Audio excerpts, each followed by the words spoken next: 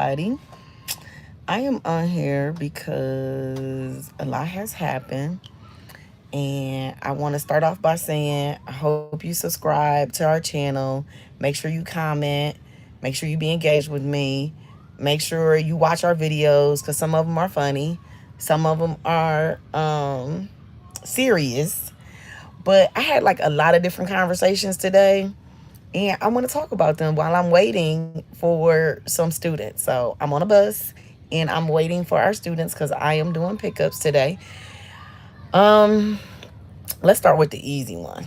So today I was getting gas for the bus, and I saw a lady who had a Hawkins sticker on the back of her truck. And I was like, "Oh, your daughter goes to Hawkins?" And I was like, she was like, "Yes." And I was like, "Oh my goodness, that's so good. That's great." I was like, Hawkins has the largest financial aid budget than any independent school in the state of Ohio. You've made a great choice. I know a lot of girls that have gone there. They transferred. I went on to tell her what independent school my daughter graduated from and was at for 13 years in Cuyahoga County. And I was like, but I just think any of those schools, you make a good choice. You know, when your children are smart, they can't go to any school. They cannot go to the local public school and be smart. I don't personally think they can, because your child has a gift when they're very intelligent, and that gift should be amongst other people who are very intelligent. When you are an intelligent person, like myself and my children, you can't be around everybody, and not in order to think outside the box. You have to be with other people who will challenge you. Now, that's something I will tell people later in life that they need as well. Like, when you are an outside thinker, or when you can think for yourself, you can come up with ideas for yourself. It's important to be around like-minded people. Now, can somebody that's not as intelligent be around somebody smart? Yes. But I know for me, I've always tried to be with people who were smarter than me. So when I say I'm smart, I'm smart. But so I try to be around even smarter people. So like when I have a conversation with them, I'm intrigued. Like, I want to go pick up an encyclopedia or a dictionary and figure out what they're talking about. Like, that's how intrigued I am. I was recently watching a YouTube video. No, I was watching an Instagram post. And on the post, the man talked about how he had a peptide company. I'm like, peptide? What's that? So here I am looking up peptides because I don't know what a peptide is. And I'm like, oh, okay, Mr. Scientist. The fact that you got a peptide company will open a door for me to even communicate with you or talk to you, because that's just the type of person I am. So we were later talking, and the mom was like, yeah, my child is at Hawkins. And I was like, wow. And then she went on to tell me Hawkins now accepts the Cleveland Scholarship Program. So I'm like, Hawkins accepts it. Hello, Mr. Leonardo. How are you today? Hello, Gaming EY. So I was just impressed with the fact that this random person that I talked to, shared a piece of knowledge with me that I didn't even know. And so I was like, oh, I'm definitely going to look into that, because there are other parents that exist on the face of the earth, or with even within my city, who need to know about various schools and the options that are available, especially if they have a very intelligent child. I'm not saying that it's not for everyone, but I'm saying when your child is highly intelligent, oh, thank you, Emma, it's really important for them to be around other people who are just as intelligent. So my other conversation today is about, hello, Rosie, how are you today? I hope you all are having a great day. My other conversation is about how, often in business, you don't really say what you want to say because it will offend somebody. You may not necessarily and you have to be careful as the other person who's trying to deliver a message to somebody. You have to be careful of what you say to other people, because you don't really know the person you're dealing with. So I'm going to take the time to tell you about who I am. I am a person who absolutely feel that children are precious, period. Like, you cannot mess around with a kid. I was never molested as a child. I was never touched inappropriate as a child. I didn't come from a family that was deep into pedophilia. I'm from Ohio, Cleveland, Ohio. Um, I wasn't in a family who were drug addicts, who were alcoholics. Like, my family, did they drink alcohol? Yes, but I didn't like being around people that was alcoholics. Even to this day, I don't really like being around a drunk person, because I think when people are intoxicated, they really don't know what's going on. And then I'm here trying to figure out how I'm going to help you or protect you or keep you from somebody who may try to take advantage of you. And I have a history of that in my life. And I think it was because when I was young, I saw somebody, which was my father, get drunk, and somebody made him mad, and my dad pulled out a gun on somebody. So, no, I don't play Roblox. But make sure you subscribe to the channel. Make sure you comment, like, and subscribe to this channel, to this video. And so because my father did that, and I was like, no, Daddy. I clearly remember, like, no, Daddy, don't do it. Please don't. And I remember everybody else telling him, like, just go. It's okay. Don't worry about it. Like, I think that started because I was a kid. I was a kid that saw this. It was like, I'm not going to drink. I'm not going to do nothing. Anytime I see people drinking, I don't do that. And so the type of person I am is I don't play with kids. Like, if somebody gives me, which is my full-time job, to protect children, to care for children, to educate children, I don't play with that. I don't play about it. I treat other people's kids the same way that I would want to be treated. I'm from the United States. So the fact that I treat people's children the way I want my children to be treated, and I want myself to be treated, is a very high standard. That means if I don't drink water out the faucet, your kid is not drinking water out the faucet.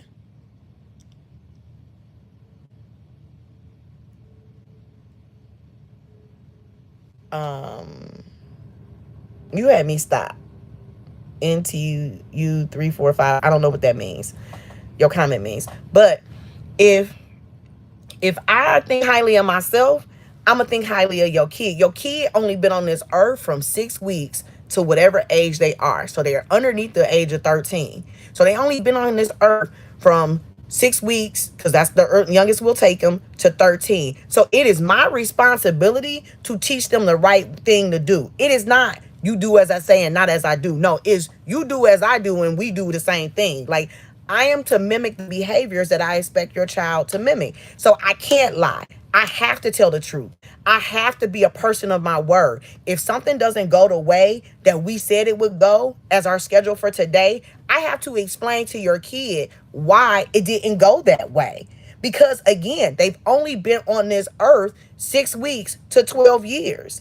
So it is my responsibility as an adult to explain to your kid. I ain't gonna lie on no kid. I ain't gonna even lie on no adult. And to be honest with you, if it would get me in trouble, I'm not gonna lie on me either, because there's no benefit for me lying. All it is benefit is that I lose my character, I lose my integrity, and I teach your child that character and integrity don't matter no more. When to me, it does matter. I teach your child that morals and values don't matter anymore. But to me, morals and values do matter. Now, what you do at home with your kid, I have nothing to do with it, because guess what? It's your child. But the fact that you are entrusting your child at our center has a lot to do with me and how and what they see. At least if they never see you as the parent do something right, you're going to see me do something right. That's what they're going to see. They're going to say, oh, wow, I do know somebody that is trustworthy. I do know somebody that's honest, because I remember this lady named Miss Sam, and she always did the right thing, even when it didn't benefit her. Like, it doesn't, okay, bye-bye. It doesn't benefit me, but make sure you subscribe to the channel. Like, it just does not benefit me for your child to not be successful. And it doesn't benefit you either. And so when you're dealing with someone who is like gung-ho about children, you don't really know they past. Like, you know what I'm saying? Like, you don't know that when my friends, because I didn't have to volunteer, like that wasn't a requirement for me to graduate from high school. When my friends didn't want to volunteer and they didn't want to do nothing, I was volunteering in a child care center. I was spending my time with kids because I felt like they needed somebody to be there for them. When my teacher told me in school to go, I should go become a teacher. This was in high school. or a social worker, I was like, nah, I ain't gonna do that because I know my attitude. I would take a kid when I was younger, and if I told you to sit down, I meant sit down. If you don't want to sit down, I'm gonna show you how to sit down. That's the type of person. I'm like that with people too. I don't play games with people. So the fact that I'm older now, and I honestly, I really have a relationship with Jesus Christ, it's a lot of things I don't do. Like I just don't do them. It's a lot of things I don't say. It's a lot of things I hold inside because one, you ain't used to nobody telling you how they really feel, and two, you ain't used to nobody who can back up what they say. So because you're not accustomed to somebody telling you the truth, which is how they feel, and they can actually back up what they say, your view and your take on me will be completely different. But when it comes to children, I don't play them games. Like I just don't play games with children. I say what I'm gonna do, but the one thing she like, you said we gonna leave at this time and we never leave at this time. But still, a kid just told me that. I'm like, but we leave and you be on time. That's all that matters. She like, yeah, but it's because I start doing one thing in my day, and then I start doing 50 million things. Nobody would ever believe I get up at 2 o'clock in the morning every day, every day, and every day I get up. I'm cleaning up the house. I'm making my bed. I'm straightening up here. I may even be vacuuming first thing in the morning. But I'm doing all of these things to prepare me for my day. So when you come to me, I done did about 30 things from 2 to 6:30 in the morning, and you you only did one thing. That was wake up, take a shower, and put on your clothes. So for me, it's just you got to be careful who you talking to. Like, you don't know anybody's past. You don't know nobody's history. All you know is that they, in childcare have taken a background check and that they say that they want to be committed to helping you raise your child. And if they don't live up to that, if your kid comes home and they're crying, then something is wrong from childcare. If they're smiling and they're laughing and they're excited to go, then that means they are being treated as a child. They enjoy the environment. They feel like they're a part of somebody, a group. They feel wanted. They feel appreciated. These are real feelings. And it's sad that a lot of parents don't have these feelings on their own. They don't feel wanted. They don't feel appreciated. They don't feel like they belong in a group. So when your kid has an experience that you've never had, it's hard for you to understand how your child is having this type of experience. And it's okay to feel that way because nobody did it for you. But there are good people out here in this world. I promise you, there are people who will take care of your child. There's also people who will not take care of your child. And I'm not going to let nobody stay in this center who is not going to care for children in the way that I would. If they are dishonest, they have to go. If they are a liar, they have to go. If they sneaky, they have to go. That's not the skill. If they lazy, they got to go. I'm not lazy. I told you I'm up at 2 o'clock in the morning. So why would I employ somebody or keep somebody on my team who don't have the same value? You show up to work on time, but you don't want to do nothing when you get there. This is not the place for you. Go somewhere else. Completely go somewhere else. So I just, I'm running out of time because I only got like 2 more minutes and I got somewhere to be. I just wanted to come on. You just don't know who you dealing with and who you talking to. A lot of times when people show you grace and mercy when you at 1,000, and you don't even realize they showing you grace and mercy because your children are around. Your children watch and they see everything you do. If I could tell anybody that got kids anything, watch what you say and do around your child. The littlest thing they will mimic as they become teenagers, as they become adults. And you will be like, why are you doing that?